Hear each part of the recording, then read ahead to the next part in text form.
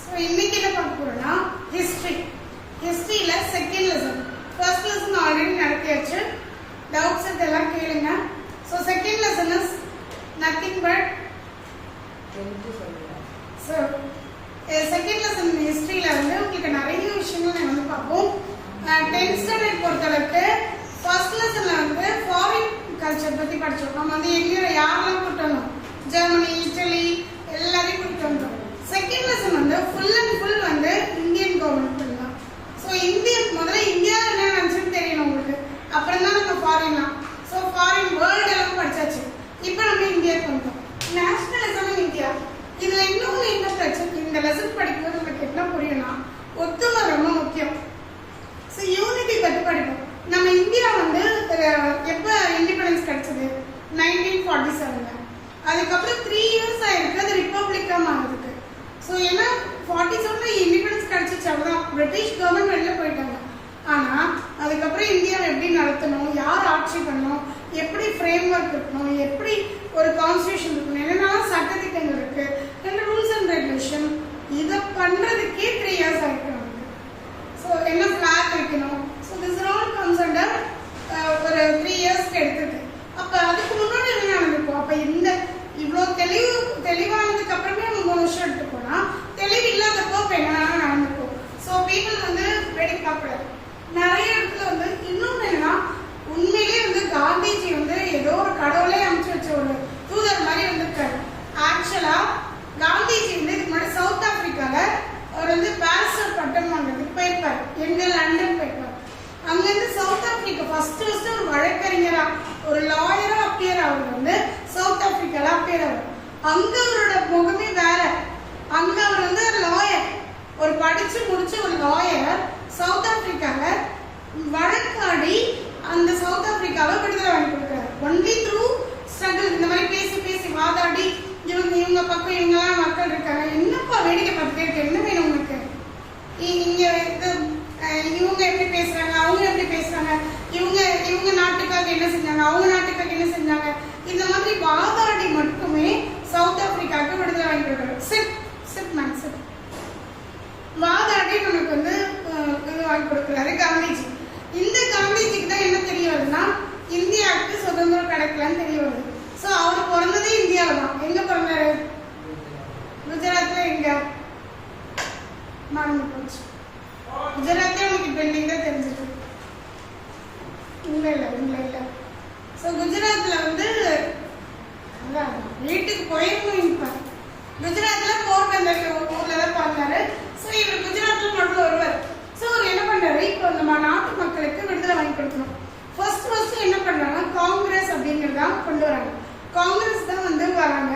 ஆனால் காங்கிரஸ்ல லீடர்ஸ் வந்து நிறைய பேர், நேரு, இவங்கெல்லாம் ஆக்சுவலி இவங்கெல்லாம் லீடர்ஸ் கிடையாது. இவங்கெல்லாம் தன்னார்வ தொண்டர்கள். ஆர்வமா வந்து இந்தியாவில் ஏதோ நடக்குது, ஏன் பிரிட்டிஷ்காரங்க நம்ம அடிமைப்படுத்துறாங்க, என்னன்னே ரீசனே தெரியலையே அப்படின்னு சொல்லி இவங்க எல்லாம் முன்னுக்கு வந்து ஒரு கட்சி மாதிரி ஆரம்பிக்கிறாங்க. அது ஒரு கதை, தனி கதை, அது நம்ம அப்புறமா பார்க்கலாம். So coming into the lesson. So first world war நடக்குது. இது வந்து வேர்ல்டுல இருந்து அப்படி இந்தியாவுக்குள்ள நுழைவோம். ஃபர்ஸ்ட் வேர்ல்ட் வார் 13 ஆரம்பிக்கல. 13 பேச்சுவார்த்தை நடக்குது. 14 தான் கரெக்டான ஸ்டெப்ல ஆரம்பிச்சது. 14 to 18 4 இயர்ஸ் ஒரு வேர்ல்ட் வார் நடக்குது. கொஞ்சம் யோசிச்சு பாருங்க, 4 இயர்ஸ் வேர்ல்ட் வார் நடக்குது. ஒரு பாம்பு வந்து ஒரு ஹிரோஷிமா நாகசாகி பாம்பு போடுறதுக்கு ஒரு கண்டினியூஸா ஒரு 10 இயர்ஸா அந்த புல் பூண்டு கூட நடக்கலாம் அவங்க நாட்டுல, ஜப்பான்ல. ஸோ இங்க வந்து 4 இயர்ஸா அவங்க நாட்டுல வந்து இந்த மாதிரி வேர்ல்ட் வார் நடக்குது. ரஷ்யா, ஜெர்மனி, யாரெல்லாம் வளர்ந்தனாலும் எல்லாம் சண்டை போட்டுக்கிறாங்க. வேர்ல்டு வார் பத்தி இன்னும் ஒரு லெசன்ல நம்ம வந்து கேட்போம். ஆல்ரெடி ஃபர்ஸ்ட் லெசன்ல லைட்டா படிச்சிருக்கோம்.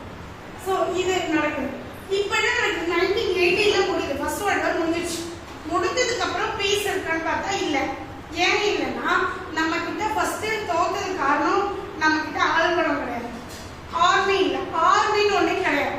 ஆர்மி இல்லை, நேவி இல்லை. நேவி கூட இல்லாமல் போயிருப்போது. இந்த இது நம்மளோட எக்யூப்மெண்ட், வெப்பன் எதுவுமே இல்லை. அந்த மாதிரிலாம் இது காப்பாற்றுறாங்க. 1918 to 2021 இவங்கெல்லாம் இந்த இடத்துல என்ன பண்ணாங்க, ஃபோர்ஸா அப்பெல்லாம் வேலைக்கு சேரணும். வீட்டில் ஆம்பளை பேருக்கேவா வந்து சேர, ஆர்மியில சேர, ஃபோர்ஸ்டு ரெக்ரூட்மெண்ட், ஃபோர்ஸ் பண்ணி சேர வச்சாங்க. என்ன ஆள் பணம் வேணும், ஆர்மி பீப்புள்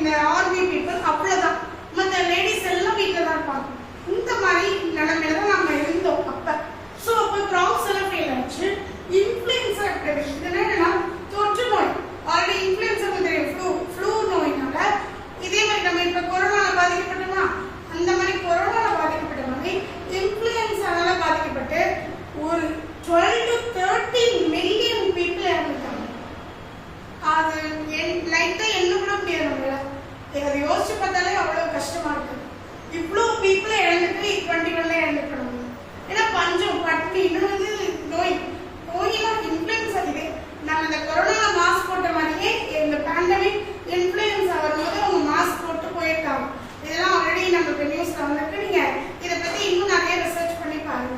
அவங்க எப்படி நடந்துட்டாங்க, அப்ப எப்படி அவங்க சர்வே பண்ணாங்க. இப்ப இருக்க கம்யூனிகேஷன் வேற, அப்ப இருக்க இப்ப கவர்மெண்டே சொல்லலாம் வெளியில போகாதீங்க, இது இருக்கு அது இருக்கு. அப்பெல்லாம் சொல்லக்கூட எதுவுமே கிடையாது, கம்யூனிகேஷன் கிடையாது, எதுவுமே கிடையாது. So this comes in.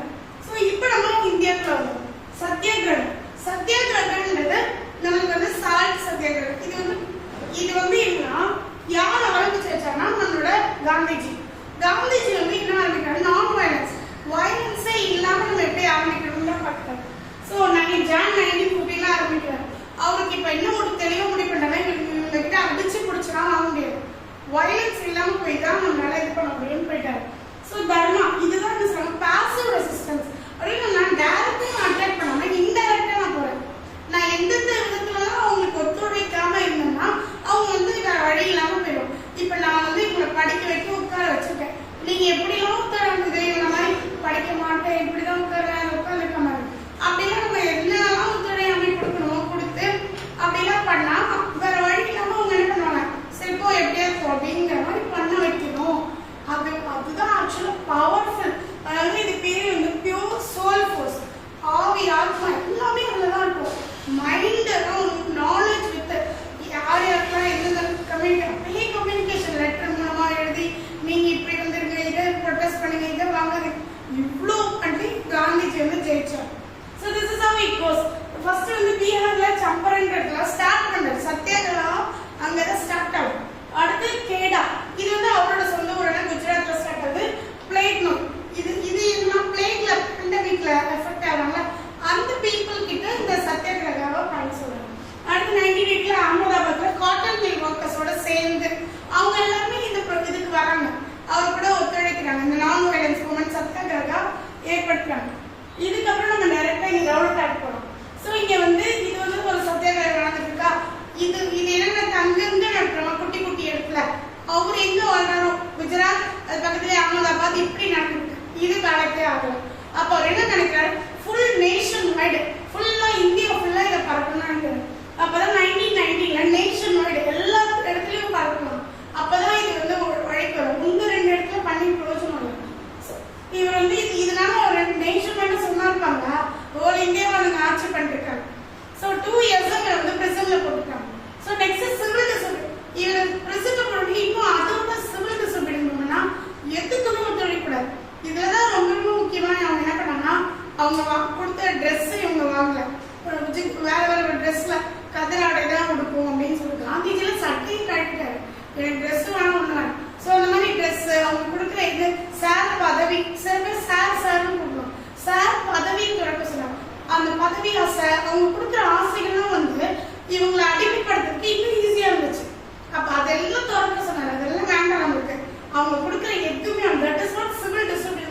அவங்க கொடுக்குற பதவி ஒரு கவர்னர் பதவியில அவங்க இருந்துட்டு அதுக்கு கீழே அடிமைகள் நம்மளை வச்சிருப்பாங்க. ஏன்னா நம்ம தான் சைன் பண்ணி கொடுத்தாதான் அவங்களுக்கு போகும். அந்த மாதிரி சின்ன சின்ன எடுபடி வேலைக்காக நம்ம அடிமைப்படுத்தி வச்சிருந்தாங்க. ஸோ 6th ஏப்ரல்ல இது நடக்குது.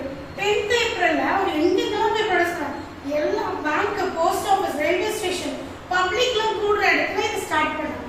ஸோ ஜெனரல் டயர் இதுதான் இந்த சத்தியாகிரகாலே டயர்ன்ற ஒருத்தர் தான்.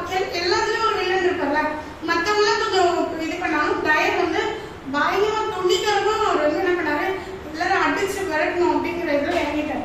ஸோ 13th ஏப்ரல்ல இந்த ஜாலியன் வாலாபாக் மெசாக்கர் வந்து இப்போ கூட பஞ்சாப்ல இருக்கு, நீங்க எப்பயாவது டைம் இருந்தா போய் பாருங்க. இவர் வந்து என்ன பண்றாரு, முக்கியமான லீடர்ஸ் எல்லாம் ஒரு இடத்துல கூட்டாரு. எல்லா இந்தியாவில் இருக்க முக்கியமான லீடர்ஸ் எல்லாம் பஞ்சாப்ல இந்த இடத்துல கொடுங்க அப்படின்னு சொல்லிட்டாரு. எல்லாரும் வந்துட்டாங்க. வந்து இவர் வந்து இந்த சத்தியாகிரக பத்தி எடுத்து சொல்றாரு. சொல்லிட்டு இருக்கும்போது அங்க இருக்க செவத்தெல்லாம் மூடிட்டு இன்ன வரைக்கும் அந்த கேட் லாக்ல இருக்கு. அந்த லாக் பண்ண கேட்டை லாக் பண்ணிட்டாங்க, டோர்ஸ் எல்லாம் லாக் பண்ணிட்டு அங்க இருக்க அத்தனை பேர் சுட்டு கொண்டாங்க. காந்திஜி தப்பிச்சதை உயிர் படைச்சது. நிறைய பேர் அந்த கிணத்தை இன்னி வரைக்கும் மார்க்கஸ் வெல்லுன்னு அதை எழுதியிருக்காங்க. பஞ்சாப்ல நீங்க போய் பாருங்க. இட்ஸ் நியர் பஞ்சாப்ல மெயின் சிட்டில இருக்கு. அந்த வெல்குள்ள விழுந்து செத்துட்டாங்க. தப்பிக்க முடியாம கிணத்துக்குள்ள விழுந்து செத்து அது மார்க்கஸ் வெல்ல இன்ன வரைக்கும் போட மாட்டேங்க. அப்புறம் அவங்க தப்பிக்கவே முடியாது. எகிரி வால்லாம் இவ்வளவு பெரிய ஹைட்டா இருக்கும், எகிரி குதிக்கவே முடியாது. அந்த மாதிரி சுத்தி லாக் பண்ணி இவ்வளவு பேர் சுட்டு கொண்டாங்க. அதுதான் ஜாலியன் வாலாபாக் மெசாக்கர். கண்ணு உள்ள போன ஷார்ட்ஸ் அதெல்லாம் மார்க் பண்ணி வச்சிருக்காங்க.